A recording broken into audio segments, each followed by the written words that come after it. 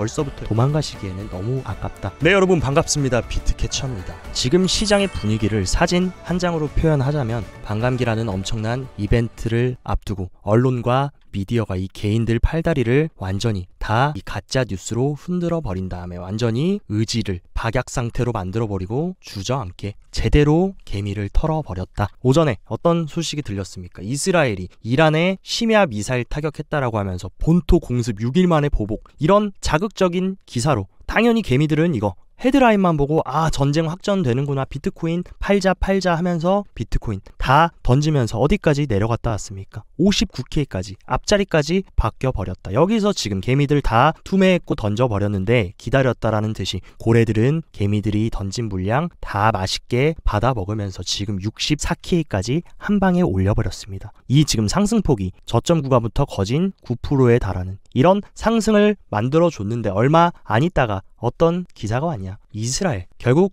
재보복하긴 했는데 얘네 의도 뭐였습니까? 확전 피하려고 제한된 군사 옵션 썼다. 제가 지난주부터 캐쳐 구독자님들 너무 불안해하시니까 이건 아마 미국 대선이 있기 때문에 정치적인 쇼일 가능성이 있다. 얘네들이 진짜 확전을 원하고 엄청나게 큰 전쟁을 하겠다라는 의도보다는 얘네들이 원하는 이득을 챙기기 위해서 쇼를 하는 가능성이 크다라고 말씀드렸고, 현재 초기 정황을 볼 때 이스라엘이 영내 긴장 수위를 현격히 높일 초강수는 던지지 않았다. 얘네들은 궁극적으로 큰 전쟁을 원하지 않습니다. 그리고 더 중요한 거, 이스라엘이 이번에 보복할 때 48시간 이내에 이 보복 단행하겠다는 계획을 미국 정부한테 알렸다. 이 얘기 뭐냐? 미국 너네한테 너네 대선 있는데 피해 안 가게 우리 다 보고하고, 진짜 큰 전쟁을 원하고 확전을 원하면 그냥 이런 보고도 없이 이스라엘도 강력하게 미사일 쏘고 공격하고 할 텐데 왜 제한된 군사 옵션을 썼을까? 그리고 이란 측에서도 어떤 속보가 나왔냐? 이란 관리가 이스라엘 공격에 대한 보복 계획 없습니다. 결국에 얘네들은 정치적으로 자기들이 원하는 것만 챙겨가면 되고, 고스란히 피해는 누가 보는 겁니까? 표면적인 헤드라인만 보고 눈에 보이는 대로만 행동하는, 또 전쟁 터지니까 비트코인 5K 간다 10K 간다, 비트코인 망한다 뭐다, 이런 얘기에 휩쓸릴 수밖에 없다. 근데 중요한 사실은 뭡니까? 이제 대망의 2024년 반감기는 이제 딱 반나절 남았고, 이제 내일 아침이면은 비트코인 채굴 개수 블록당 6.25개에서 3.125개로 줄어든다. 이스라엘이 미사일을 날리던, 이란이 재보복을 하던 그거랑 관계없이 기정사실화는 뭡니까? 이제 비트코인의 공급량은 또다시 4년 만에 절반으로 줄어든다는 거. 이것은 변하지 않는 불변의 진리입니다. 그리고 불안해하는 개미들을 위해서 바이낸스 전 CEO 창펑자하고 또 굉장히 풍자적인 글을 올려줬는데, 누군가가 비트코인 반감기가 주식 분할하는 것처럼 쪼개는 거냐 라고 물었다라고 하면서 점점점 어이가 없다는 겁니다. 그러면서 아직 이 코인 시장은, 아직 뭐 비트코인이 1억 넘었고 신고점을 갱신했고 했다 그래도 아직도 바닥이다. 이 비트코인에 대해 본질을 모르고 있는 대중들이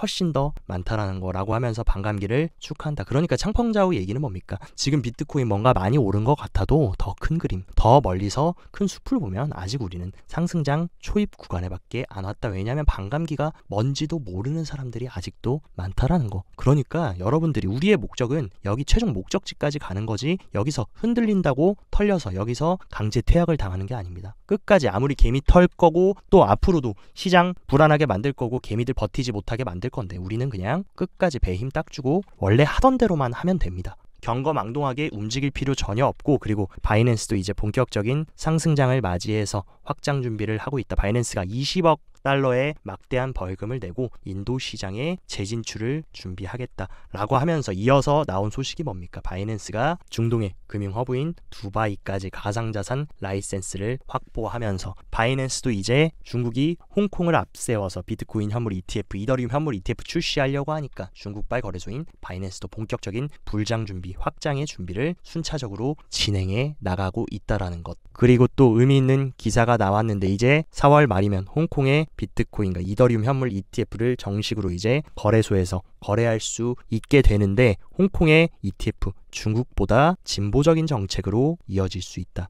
OSL. 이 OSL 거래소는 홍콩 SFC로부터 정식 라이센스를 받은 거래소이자 이번 ETF 기관들의 커스터디안, 수탁을 맡은 그런 기관입니다. 근데 이 OSL 거래소의 CEO가 보다 진보적으로 갈 수 있다. 이것이 의미하는 게 뭘까? 하면서 홍콩 ETF에 참여하는 기업들은 아시아 전역 심지어 중국에서도 파급 효과 일으킬 수 있다. 중국은 표면적으로 거래 못하게 막아놨다라고 했지만 결국에 다 우회해서 시장으로 들어올 수밖에 없고 중국의 차이나머니 유입은 어마어마한 비트코인 시장의 수요를 만들어낼 것입니다. 그리고 반감기를 통해서 안 그래도 공급량은 절반으로 줄어드는데 지금 미국부터 홍콩을 앞세운 중국까지 시장에 적극적으로 ETF를 통해 기관 자금이 들어올 준비를 하고 있고 그리고 바이낸스는 이제 미국과는 싸우지 않고 미국 규제와 말 잘 들으면서 같이 협력해서 시장 살려보겠다라는 그런 깊은 의도를 이번에 밝혔습니다. 이번에 바이낸스 블로그에 SAFU 이 자금을 USDC로 전환한다. 이게 무슨 얘기냐? SAFU는 정말 극단적인 상황에서 바이낸스 사용자를 보호하기 위해 2018년에 설립된 긴급보험 기금입니다. 근데 여기서 SAFU 준비금을 100% 다 미국발 스테이블 코인이자 블랙록이 투자하고 있는 서클의 USDC로 이전한다. 원래 준비금 같은 경우는 여러분들 잘 아시겠지만 USDT, 테더부터 FDUSD까지 바이낸스가 밀고 있던 중국발 스테이블 코인들이었는데 이것을 다 지금 USDC로 이전하겠다. 얘네들의 의도가 뭐겠습니까? 그리고 거기에 따라서 코인베이스의 CEO 브라이언 암스트롱이 핵심 기사를 리포스트하면서 Good to see 라고 하면서 이제 바이낸스도 미국과 적대적인 관계로 가기보다 같이 힘을 합해서 이 크립토 시장의 생태계를 부흥시키자라는 결속을 했다라고 생각합니다. 이것 또한 우리가 그냥 넘어가서는 안 되는 굉장히 중요한 소식이었다는 거. 이 단순히 SAFU의 준비금 USDC로 옮겼다 여기서 끝날 게 아니라 지금 바이낸스는 어떤 것을 꿈꾸고 있고 미국과 바이낸스 협동해서 시장에 완전한 하입을 만들어내려는 굉장히 우리 크립토 투자자들에게는 매우 긍정적인 소식이라고 볼 수 있습니다. 그리고 폼프 인베스트먼트의 CEO 안서니 폼플리아노도 어떤 발언을 해줬냐. 앞으로 1년에서 1년 6개월 동안 제가 항상 말씀드렸던 거 반감기 이후에 역사적으로 언제나 그 이후 1년에서 1년 반은 굉장히 큰 상승이 나왔다라는 거. 진정한 불장은 반감기 이후 1년에서 1년 반인데 그것을 언급하면서 폼플리아노가 비트코인 100K 갈 수 있다. 지금 어차피 지금 벌써 또다시 회복됐기 때문에 64K까지 올라왔는데 100K까지 가는 거 1년 안에 충분히 가능하다 라고 하면서 만약에 떨어진다라고 해도 지정학적인 불안이 아직 완전히 끝난 건 아니기 때문에 떨어진다라고 해도 폼플리아노가 얘기한 게 뭡니까? 월가의 기관들 현물 ETF 평단가 이하로는 떨어질 것이다. GBTC를 제외한 월가 기관들 블랙록, 피델리티를 포함한 ETF의 Realized Price 평단가가 지금 53K라는 거. 이 구간은 아무리 만약에 진짜 지정학적 위기로 비트코인이 추가 하락을 해준다라고 해도 정말 예기치 못한 악재가 터져도 이 53K는 지켜줄 가능성이 크다. 왜냐하면 월가의 평단가이기 때문에 이 부분을 발언했고 실제로 지금 비트코인 현물 ETF의 흐름을 보자면 어쨌든 최근에 여러 지정학적인 리스크와 매크로적인 불안으로 유출이 굉장히 늘어나고 있었는데 갑자기 유출량이 뚝 줄어들었고 가장 큰 하방 압력이었던 GBTC 매도 물량도 줌과 동시에 IBIT와 FBTC 블랙록과 피델리티 현물 ETF로 유입이 다시 들어오고 있고 다른 기관들의 ETF로도 다시금 기관들이 저점 바이더딥을 하면서 자금이 유입되고 있는 흐름. 이제 조금씩 지정학적인 불안이 가라앉는다라고 하면 반감기라는 이 부스터까지 반감기가 지나고 나면 공급 쇼크로 인해서 다시금 새로운 상승 흐름을 만들어줄 수 있는 판이 모두 마련이 됐다. 그리고 최근 비트코인 하락에 따라서 비트코인 끝났다, 망했다, 사기다 이런 얘기가 또 도니까 블룸버그 ETF 선임 애널리스트인 에릭 발추나스가 어떤 얘기를 해줬냐. 비트코인이 입부 끝물이라고? 아니 이제 입질밖에 안 했어. 본격적인 상승 시작도 안 했고 입질만 했고 물고기는 넘쳐나 라고 얘기하면서 인용한 자료가 뭡니까? 블랙록의 IBIT를 매수했다고 보고한 60여 개의 기관 투자자 명단. 이만큼 많은 그 보수적이고 전통 미국의 대형 금융기관들이 이렇게 블랙록의 현물 ETF를 지금 포트폴리오에 구성을 하고 있습니다. 그러면서 덧붙인 얘기가 뭐냐? 대다수의 투자자가 소량의 IBIT를 보유하고 있는데 시장에는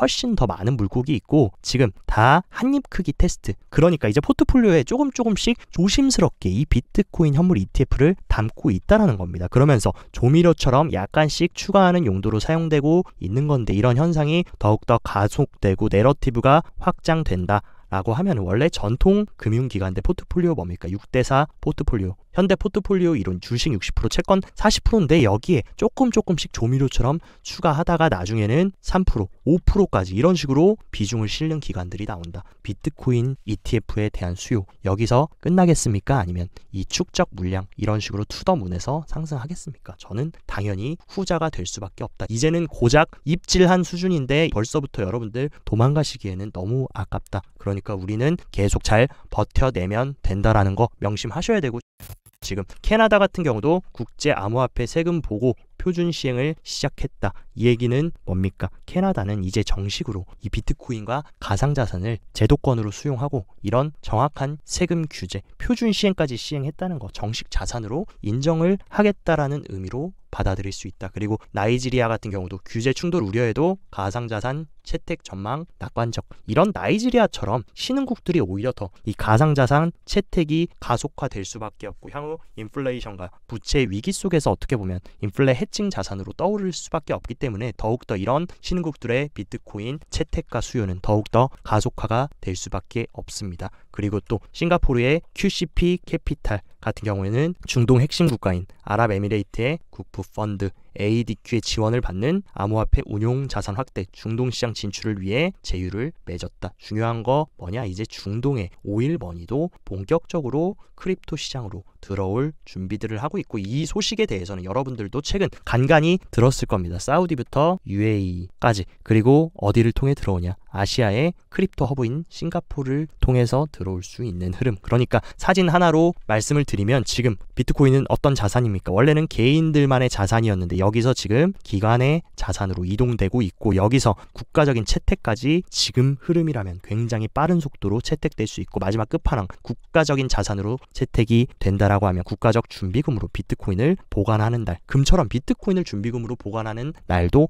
머지않아 찾아올 것이다. 아직은 뭡니까? 그러니까 이제 걸음마 시작 단계라는 것을 인지해야 됩니다. 그리고 아발란체 같은 경우도 중동에 계속 확장을 가져가면서 중동 통신업체인 STC 바레인과 웹3 개발 파트너십을 한다. 지금 미국, 중국, 일본, 유로존 그리고 중동까지 할 것 없이 전반적으로 이 크립토 시장, 가상자산을 채택하고 블록체인 기술을 적극적으로 채택하고 있고, 우리나라도 점차 지금 비트코인을 수용하고 채택하려는 모습. 국내 핵심 증권, 은행, 운용사 15곳에 설문을 했습니다. CEO들한테 설문을 했는데 비트코인 ETF 허용을 원한다. 한국도 한다면 하는 나라다. 적극적으로 ETF 허용한다. 그리고 국민들이 적극적으로 단순히 거래소에서만 비트코인 사는 게 아니라 증권사를 통해서 ETF를 매수할 수 있게 만들어주면 엄청난 수요가 폭발할 수 있는 움직임. 결국에 매크로적인 외부적인 요인 빼고는 본질은 계속적으로 강화되고 있고 좋은 흐름으로 가고 있습니다. 그리고 스테이블 코인 1위 테더 같은 경우도 스테이블 코인 사업에만 멈춰 있는 것이 아니라 적극적으로 4개의 새로운 사업 부문을 도입해서 새로운 프레임워크를 시작했고, 테더는 다양한 새로운 인프라 솔루션 투자 및 서비스를 제공하는 임무를 확장을 목표로 하고 있다. 세계 1위 스테이블 코인인 테더도 적극적으로 이 가상자산 크립토 시장을 확장시키기 위해서 적극적으로 두 발 뻗고 지금 뛰고 있는 상황이다. 그리고 또 굉장히 고무적인 소식, 3대 신용평가기관이라고 불리는 무디스 보고서를 통해서도 전 세계의 금융기관들이 블록체인 기반 토큰화 자산을 통해 금융시장의 효율성, 비용 등을 개선할 방법을 모색하고 있다. 하지만 2차 시장 확대에 달려있다. 얘네들까지 지금 3대 신용평가기관들까지 이 토큰화 시장을 언급하고 있는 흐름. 여러분들 느낌이 오십니까? 지금 시대가 전통 금융 시스템에서 새로운 디지털 시스템으로 변화하고 있는 그 길목에 우리는 서 있다라는 것입니다. 그리고 최근 여러 가지 폭락론, 비관론, 회의론이 시장을 자극하면서 개미들이 또 비트코인 망한다, 10K 간다, 5K 간다 하니까 고맙게도 비트코인 펀딩 피가 마이너스로 돌아섰다. 보통 상승장에 이런 식으로 펀딩 피가 마이너스로 돌아섰다라는 거는 그만큼 지금 굉장히 비트코인 저평가 되어 있고 지금이 여러분들이 용기를 내야 될 때라는 거. 어제만 해도 진짜 제 유튜브 댓글에 비트코인 끝났습니다, 10K 갔습니다, 5K 갑니다 이런 얘기 했는데, 그런 얘기 나오니까 개미들이 또 비관론 빠지니까 바로 기회도 안 주고 올려 버리는 겁니다. 그리고 파이어 차트 흐름도 보면 또 흔들면서 불안하게 만드니까 리테일들, 개인들 다 매도세로 전향하니까 그때 기다렸다라는 듯이 보라고래는 바로 저가 매수 들어갔고 갈색고래는 계속 매집하고 있다. 이런 식으로 여러분 매번 같은 패턴에 당하실 게 아니라 오히려 빠져주면 우리는 용기를 내야 된다는 거. 그리고 비트코인뿐만이 아니라 지금 알트코인들도 굉장히 큰 폭으로 하락했기 때문에 최근 알트코인들도 음펀비로 전환이 됐는데 충분히 펀더멘탈이 있고 중장기적으로 확장이 될 수 있는 프로젝트들은 오히려 가격이 쌀 때 여러분들이 저가권에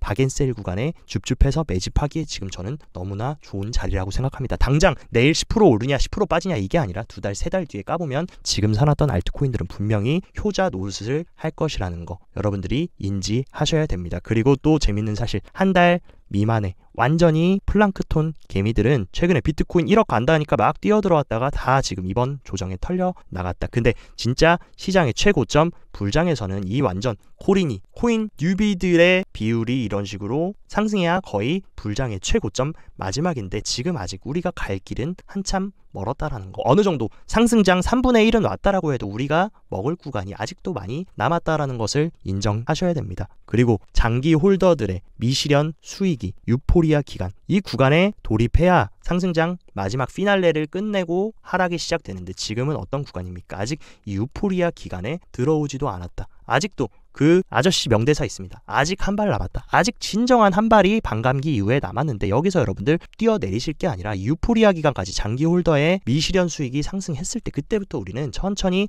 여기 바닥에서 잘 사뒀던 거 새로운 투자자들한테 넘겨주고 나오면 되지 지금은 꽉 쥐고 가야 될 때라는 거. 그리고 주기영 대표 같은 경우도 이 사이클을 끝내기에는 아직 수익이 충분하지 않다라고 하면서 고래들의 미실현 수익 비율을 보면 과거 지난 불장과 대비해서 우리는 아직 절반밖에 안 왔고 본격적으로 이 고래들의 미실현 수익이 최대치로 올라오려면 이만큼 지금 올라온 만큼 한 번 더 상승해야 된다. 지금 상승한 것보다 최소한 훨씬 2배, 3배는 더 가야 진정한 꼭대기라는 거 여러분들이 인지해야 됩니다. 그리고 항상 여러분들이 걱정하실 필요 없는 거 우리 뒤에 누가 있냐? 자본주의 최상의 포식자 세계 1위 자산운용사 블랙록 레리 핑크 형님이 단단히 우리 뒤에 지키고 서 있고 이런 월가 최대의 기관들은 개미들처럼 뭐 50배, 100배 레버리지 잡아서 단타 치는 기관이 아닙니다. 얘네들은 10년, 20년 투자 시장의 비전을 보고 이 비트코인이라는 혁신 자산이 매우 중요할 것이다. 그리고 실물 자산을 토큰화하는 그 작업도 향후 미래 금융시장에 매우 중요할 것이라는 걸 너무나 잘 알기 때문에 이제 막 항해를 시작한 것이고 이제 우리는 여기 시작점에 와 있다는 겁니다. 그렇기 때문에 얘네들이 항해를 시작했는데 자꾸 단기적인 잔잔바리 움직인 개미털기에 털려 나가실 게 아니라 얘네가 꿈꾸고 있는 이 엄청난 원대한 야망과 꿈을 실현하는 그 흐름 어깨에 올라타가지고 거인 등 위에 타서 편안하게 우리는 가면 된다라는 거 항상 명심하셨으면 좋겠습니다. 오늘 영상도 시청 진심으로 감사드리고 영상 도움되셨다 하시면 좋아요, 구독 눌러주시고 더 자세한 투자 전략 궁금하다 하시면 영상 하단 고정 댓글 제가 운영하는 텔레그램 정보방 활짝 열어놨으니까 정보 참고하셔서 성공적인 투자 이어가시길 바랍니다. 모두 즐거운 주말 되시고 여기까지 비트캐쳐였습니다.